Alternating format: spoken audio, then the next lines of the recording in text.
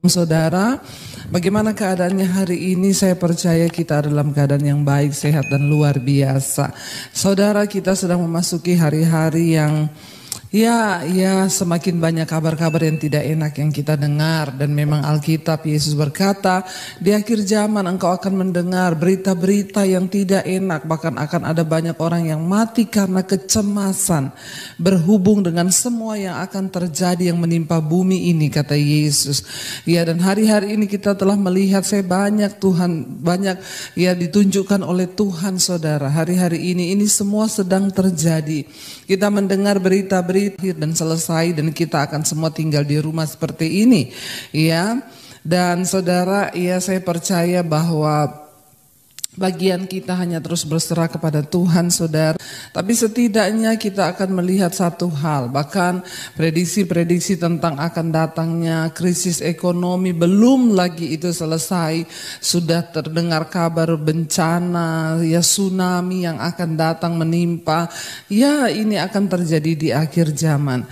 Dan saya percaya tidak ada cara lain, tidak ada hal lain yang harus kita lakukan hari-hari ini selain apa? Inilah waktunya untuk mencari Tuhan. Ya, kita sedang ada di masa-masa pemurnian dan kita tidak bisa melakukan lagi hal yang lain dengan kekuatan kita selain mencari Tuhan. Fokus pada Tuhan dan firman Tuhan. Nah, hari ini saudara, saya pengen kita sama-sama belajar firman Tuhan. Ya, dari Ibrani pasal yang ke-12, saudara, ya. Ibrani pasal yang ke-12, di sana judul perikopnya adalah nasihat supaya bertekun di dalam iman.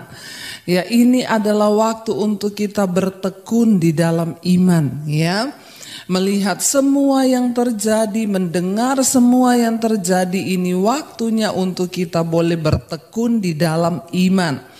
Mari kita baca bersama dulu, ya, bagaimana kita bertekun di dalam iman. Ayat yang pertama, Ibrani 12 ayat yang pertama berkata, karena kita mempunyai banyak saksi, bagaikan awan yang mengelilingi kita, marilah kita menanggalkan semua beban dan dosa yang begitu merintangi kita, dan berlomba dengan tekun dalam perlombaan yang diwajibkan bagi kita.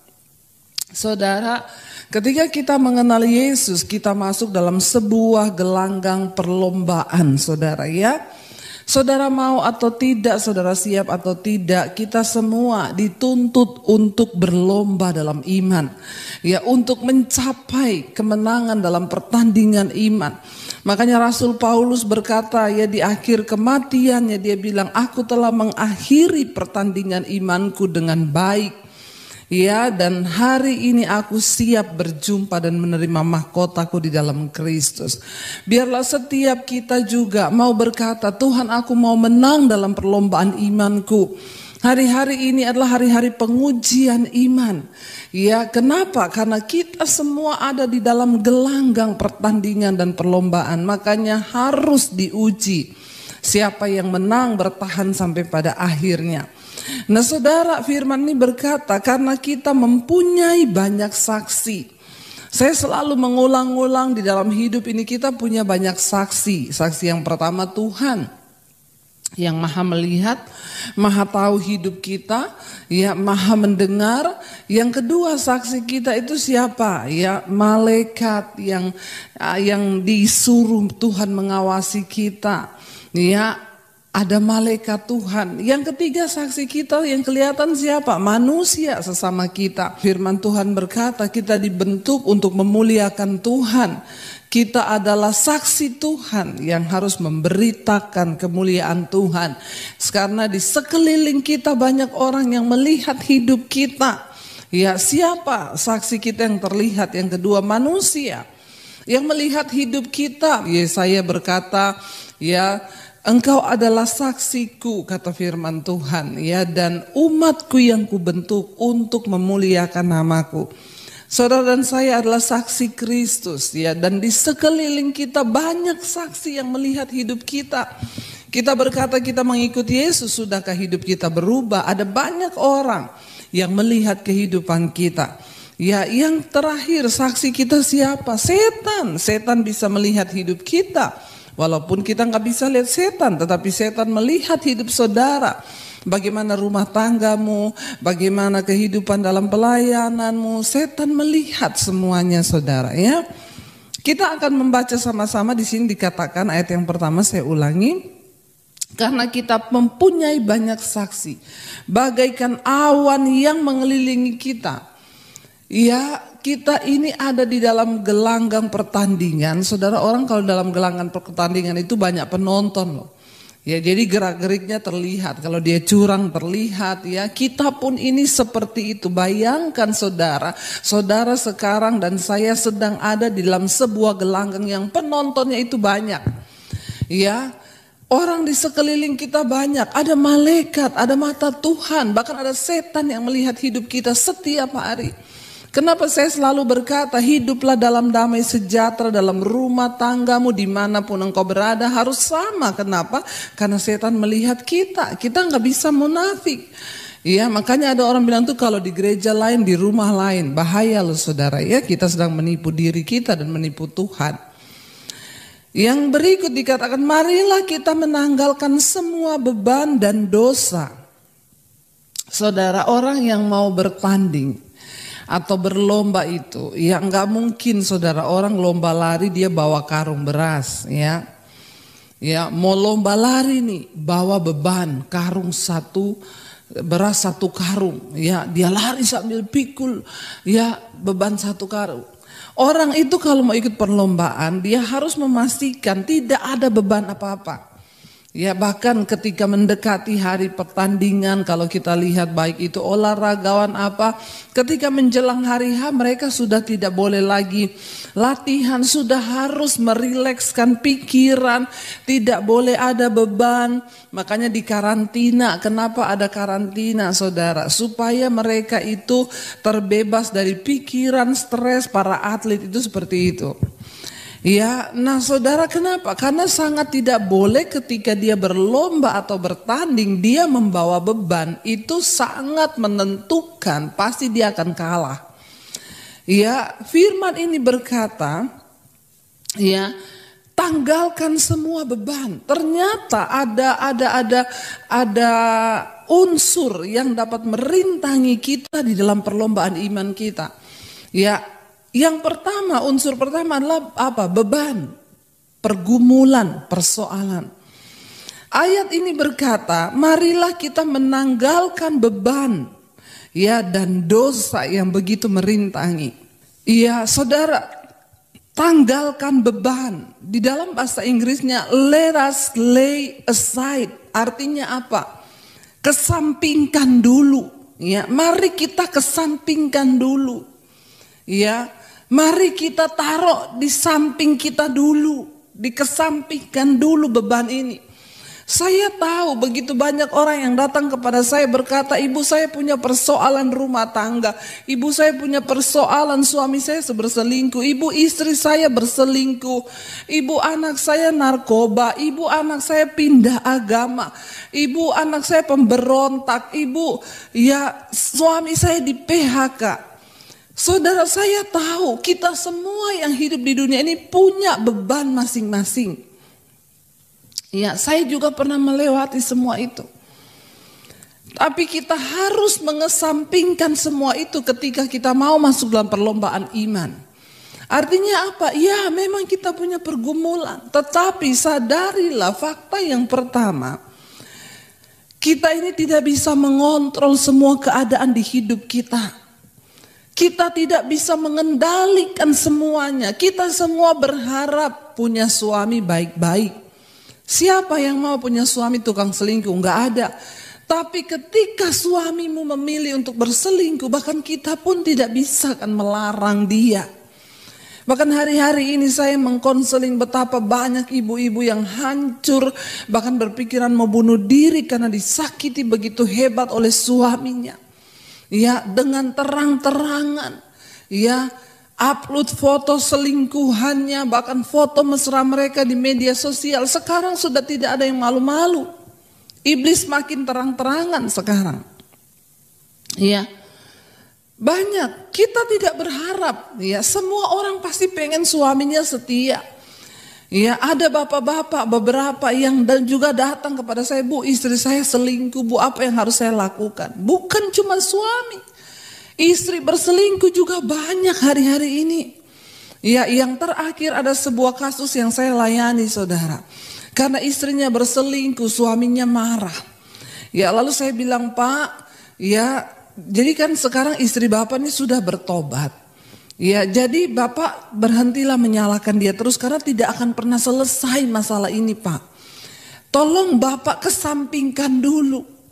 Ya, taruh di sampingmu dulu. Ya, beban ini. Kenapa? Kita nggak bisa berlari dalam perlombaan iman kalau bapak itu terus mengingat-ingat yang lalu. Ya, lalu saya bilang kepada suaminya begini, saudara.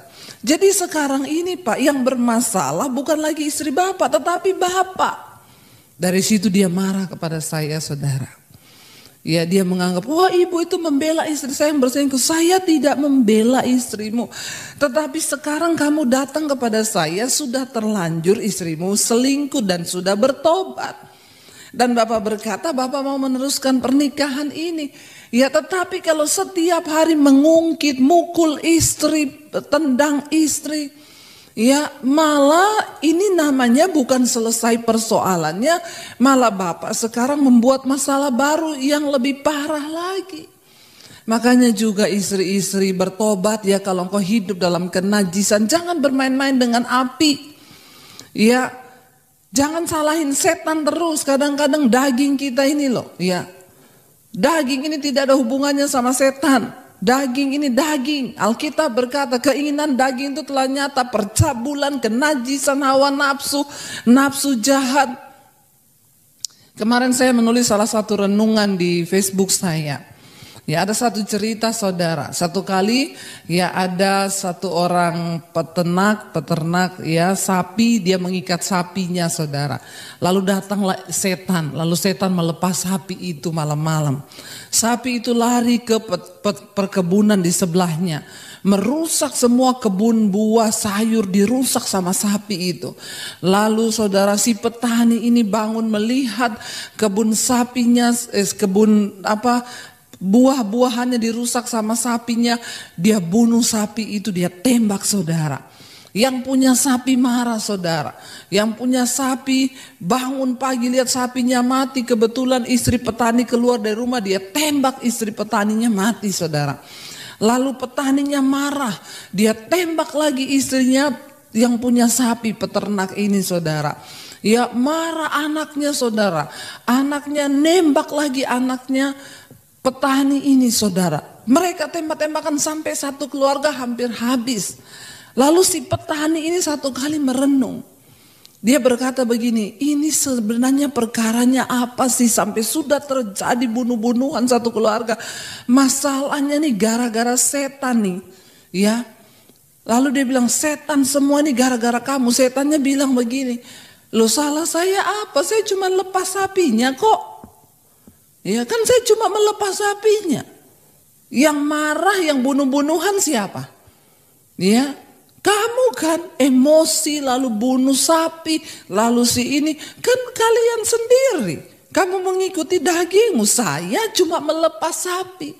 Dengar baik-baik, saudara. Makanya Yesus berkata, jagalah hatimu dengan segala kewaspadaan, karena dari situlah timbul semua keinginan jahat. Iri hati, kebencian timbul dari hati, pembunuhan. Dan Yesus berkata, jangan engkau membenci sesamamu manusia. Kenapa? Karena seorang yang membenci sesamanya manusia, dia sama dengan pembunuh. Setan tidak akan pernah bisa merampas kebahagiaanmu. Setan tidak akan bisa mengendalikan hidupmu kalau hatimu tidak memutuskan untuk engkau melakukannya. Dengar baik-baik. Kenapa Alkitab berkata orang yang menguasai dirinya itu seperti seorang pahlawan yang bisa merebut kota. Kuasai diri kita dengan firman Tuhan, saudara. Ya, tanggalkan beban itu. Sekarang suaminya marah-marah, saya tidak mau dengar lagi khotbahnya Bu Debbie. Kenapa saya disalahin? Saya bilang, Pak, saya tidak menyalahkan Bapak. Tapi kan istri Bapak udah bertobat. Kalau Bapak mau mengampuni, sudah lupakan, jangan dengar lagi iblis. Jangan mau lagi dikendalikan. Kalau engkau berkata, setan datang ngomong, itu istrimu ya. Pak, coba kamu tanya, dia pernah ketemu berapa kali? Mereka melakukan apa? Bapak harus berkata, setan dalam nama Yesus, aku mau berbahagia dengan istriku.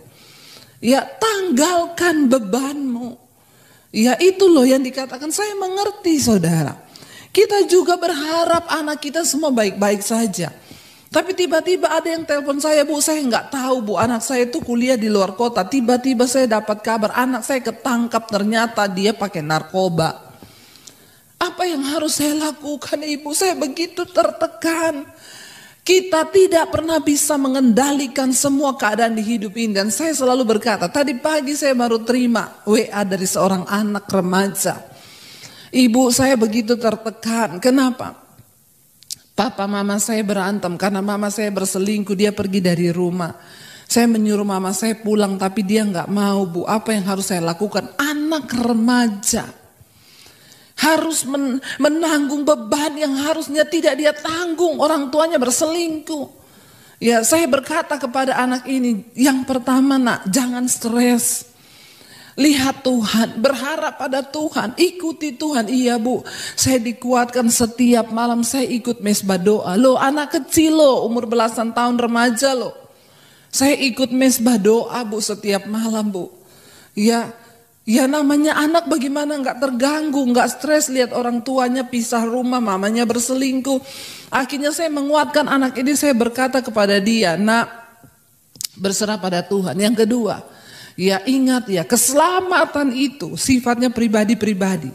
Kamu gak bisa menyelamatkan mamahmu. Itu urusan dia dengan Tuhan. Tapi setidaknya kamu hari ini jaga imanmu. Tetap dekat dengan Tuhan. Doakan mamahmu. Tapi kita gak bisa memaksa orang. Hanya Tuhan yang sanggup mengubah. Saudara, hari ini kenapa kita harus berpikir untuk mengesampingkan dulu segala pergumulan kita? Melihat keadaan yang sudah begini, masih banyak orang yang tega hidup dalam kenajisan, gak takut loh, kematian dari depan mata. Bertobat saudara. Ya, jadi saya mau bilang hari ini saudara, ya kita gak bisa mengendalikan keadaan. Ada orang-orang datang berkata, Bu, saya kaget suami saya kena PHK. Orang-orang yang cemas akan di PHK, ini waktunya engkau mencari Tuhan. Ya, fokus kepada pertandingan iman. Semua orang pernah melewati hal yang sama, bahkan yang lebih buruk. Tapi Tuhan memberikan kita kekuatan untuk bertahan hidup dengan iman. Iman adalah dasar dari segala sesuatu yang kita harapkan. Dan bukti dari segala sesuatu yang tidak kita lihat. Itu iman. Makanya selama masa-masa pandemi ini masa pemurnian. Orang Kristen digoncang. Yang selama ini tidak pakai iman dengan Tuhan, ya mungkin melayani tapi tidak menaruh imannya sungguh pada Tuhan, digoncang, semua digoncang hari-hari ini. Ya, pada akhirnya Tuhan berkata supaya apa? Supaya timbul satu umat yang tidak tergoncang. Ayo saudara, firman ini berkata supaya engkau menang dalam pertandingan imanmu, jangan bawa beban. Engkau gak bisa lari cepat kalau ada beban. Ya, bagian kita apa? Bukan cuek. Kita juga gak bisa menghilangkan, anggap gak ada apa-apa, gak bisa. Tapi Alkitab berkata tanggalkan. Dalam terjemahan bahasa Inggrisnya, let us lay aside. Letakkan di sampingmu, lay aside. Ya, taruh di sisimu. Jangan engkau pikul, jangan engkau stres. Karena mamahmu selingkuh, engkau yang stres, jangan. Banyak anak remaja yang akhirnya bunuh diri karena melihat pergumulan orang tua. Setan saudara akhirnya mengambil ya kesempatan. Jangan sampai seperti kisah petani itu. Setan bilang, saya cuma lepas sapinya. Selanjutnya kalian yang bunuh-bunuhan. Ya sering kali Tuhan izinkan kejadian istrimu berselingkuh, suamimu berselingkuh. Ya itu cuma godaan setan. Tapi ketika dia mau balik dan dia mau bertobat, terima. Ya jangan engkau bunuh istrimu, engkau bunuh selingkuhannya, engkau bunuh anakmu. Karena apa ya, kita bunuh secara rohani. Kita akhirnya kehilangan damai sejahtera. Bagaimana mungkin engkau bisa berlari di hari-hari terakhir ini? Engkau pikul beban 2 karung.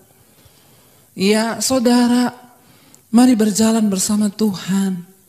Ya, tanggalkan semua beban. Saya pernah melewati semua hal buruk di hidup saya. Ya, saya pernah diproses dalam hal keuangan, dalam hal harga diri direndahkan. Tetapi saya datang duduk di kaki Tuhan, menangis dan berkata, ini hidupku, bentuk aku Tuhan, hancurkan aku Tuhan. Aku mau tetap percaya bahwa Engkau menyertaiku. Itu yang harus kita lakukan di hari-hari terakhir ini. Yang kedua, saudara, ya, ayat yang kedua berkata di sini, apa kata firman Tuhan, ya, Ibrani 12 ayat 2, marilah kita melakukannya dengan mata yang tertuju kepada Yesus, yang memimpin kita dalam iman dan yang membawa iman kita itu kepada kesempurnaan, yang dengan mengabaikan kehinaan tekun memikul salib ganti sukacita yang disediakan bagi dia yang sekarang duduk di sebelah kanan tahta Allah. Mari kita melakukan semua perlombaan iman itu dengan apa? Mata yang tertuju pada Yesus. Bagaimana cara kita menanggalkan semua beban itu? Fokus pada Tuhan. Bagaimana cara kita menanggalkan persoalan suami, istri, persoalan keuangan? Fokus pada firman Tuhan. Ya, fokus pada kehidupan Kristus. Lihat apa yang Yesus ajarkan. Ya, saudara punyailah prinsip. Kalau Tuhan Yesus saja bisa mengampuni dosaku, kenapa aku nggak bisa mengampuni suamiku? Kenapa aku nggak bisa mengampuni istriku? Kenapa aku nggak bisa mengampuni anakku? Ya, selanjutnya Tuhan yang bekerja. Jangan engkau berusaha merubah anakmu, jangan berusaha merubah suamimu, nggak bisa. Cuma Tuhan.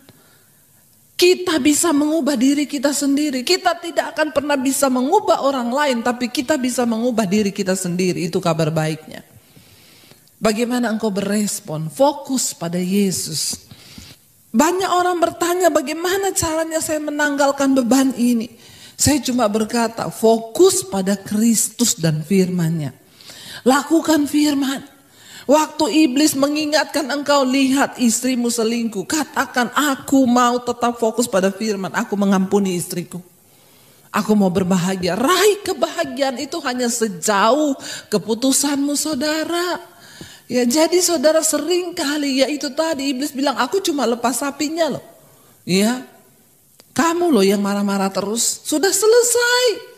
Ya, mari kita fokus pada Tuhan, mari kita fokus pada firman-Nya.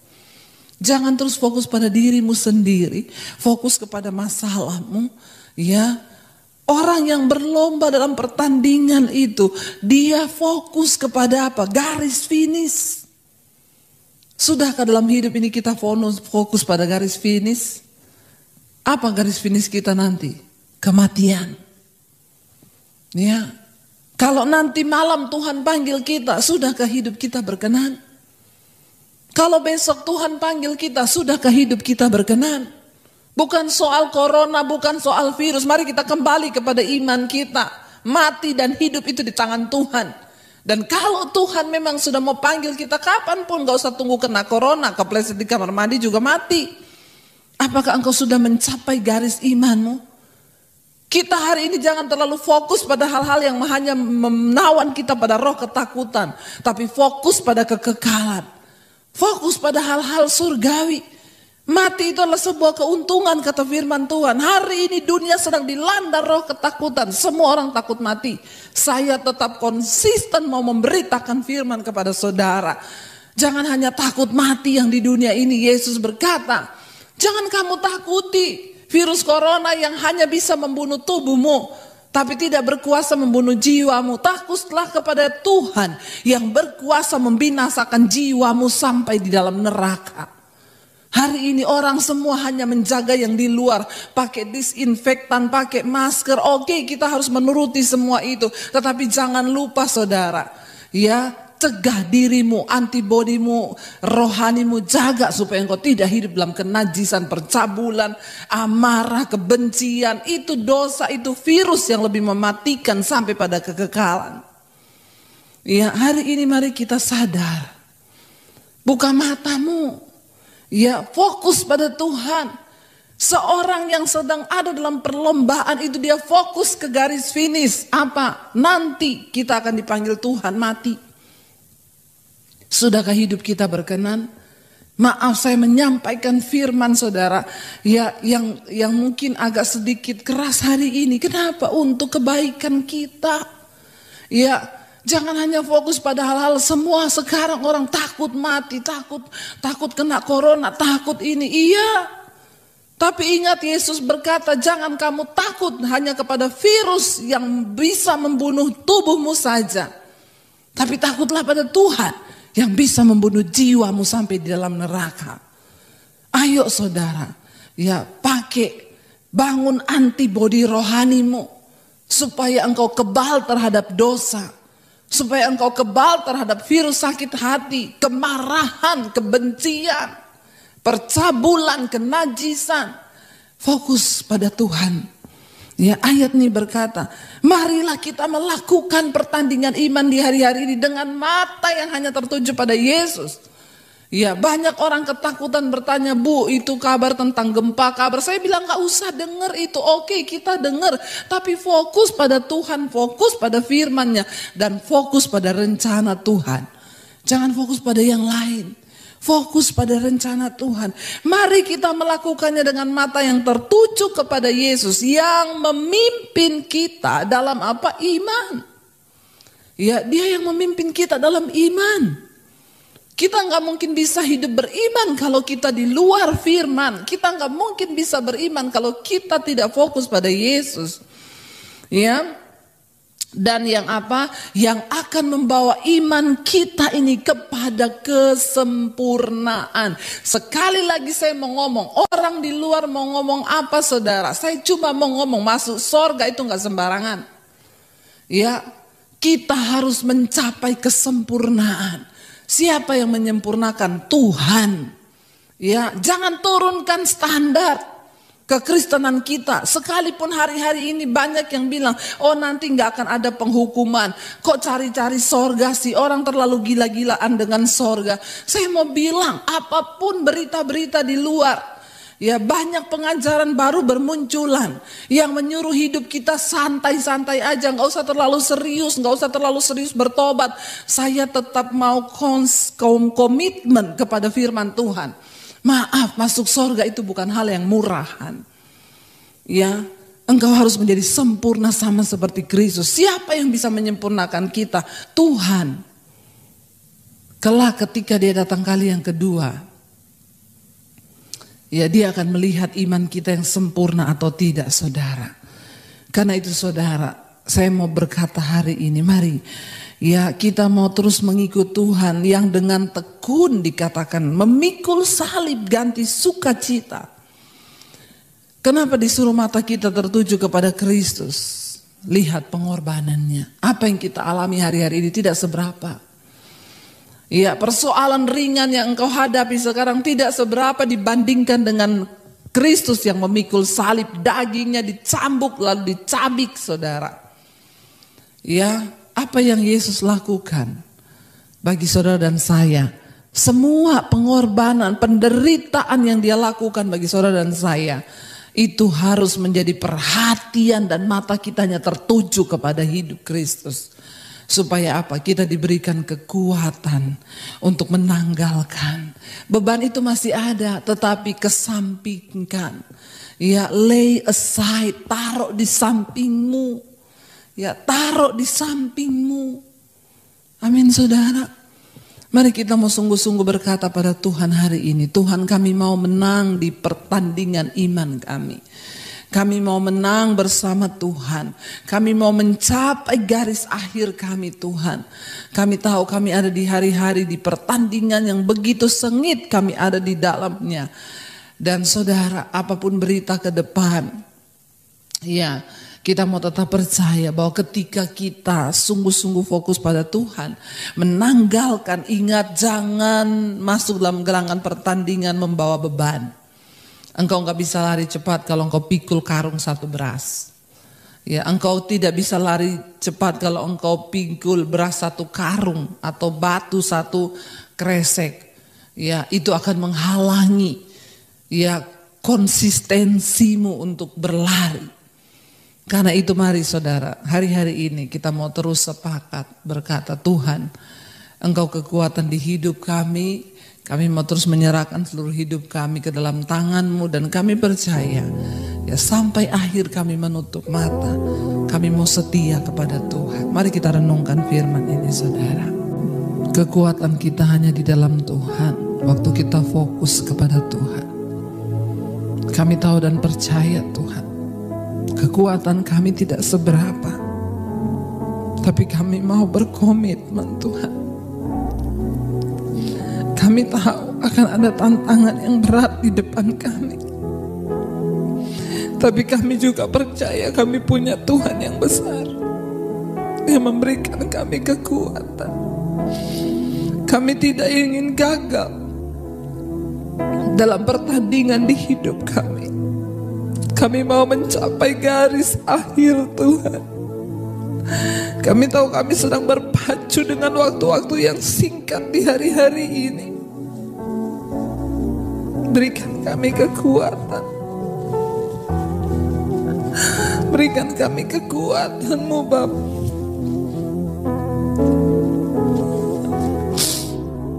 Hamba percaya juga, hamba melihat begitu banyak anak-anak-Mu, umat-Mu yang sedang mengalami persoalan yang berat.